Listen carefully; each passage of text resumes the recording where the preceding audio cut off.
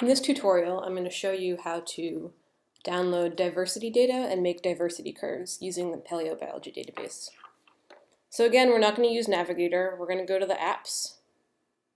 And this time we're going to use FossilWorks. Now FossilWorks is going to look very similar to PBDB Classic, but it has a few additional analytical tools that will enable us to more easily make diversity graphs than just from the basic range data from the Paleobiology Database Classic. So we're going to go to download and then collection, occurrence, or specimen data, just like we did in PBDB Classic. All right, so from the download request form, it's going to look the same as it did in PBDB Classic. Remember, if we want to do more sophisticated downloads, we click on full form. So let's say we want to download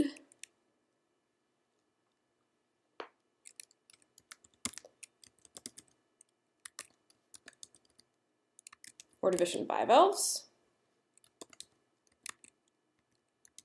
Put in bivalvia. We're just going to look at the Ordovician. And if we wanted to do things like look at only certain environments or paleocontinents, we could do that here.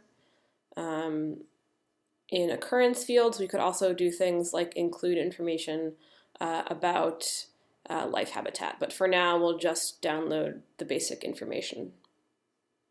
And we're going to create data set. So this is going to create data using the Paleobiology Database 10 million year bins by default. So we're going to agree to the terms. Now we could download this data, and sometimes we'll want to do that.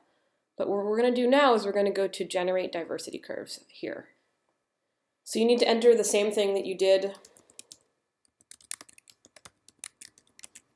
on the original download page. And you can also include other things. So let's see here. For raw data columns, Alroy gives you some what he calls unbiased diversity metrics. They're not going to be super useful if you're just looking at one time period. So we'll look at some bias statistics because this isn't data that we're going to publish. This is just an exercise. So we can look at first and last appearances, for example, and also things like range through and boundary crossers if we want. And then we'll click submit. And here's our diversity data. So we can download this raw curve data and look at it in Excel. And here we go.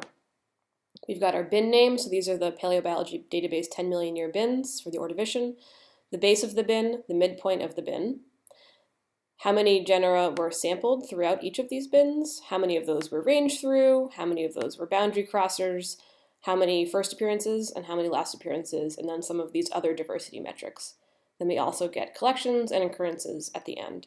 And so now we can create a simple plot of, say, midpoint versus sample genera, or midpoint versus range through.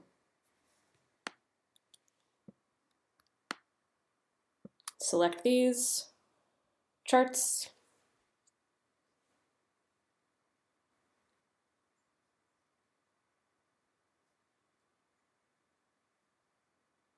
So there we go.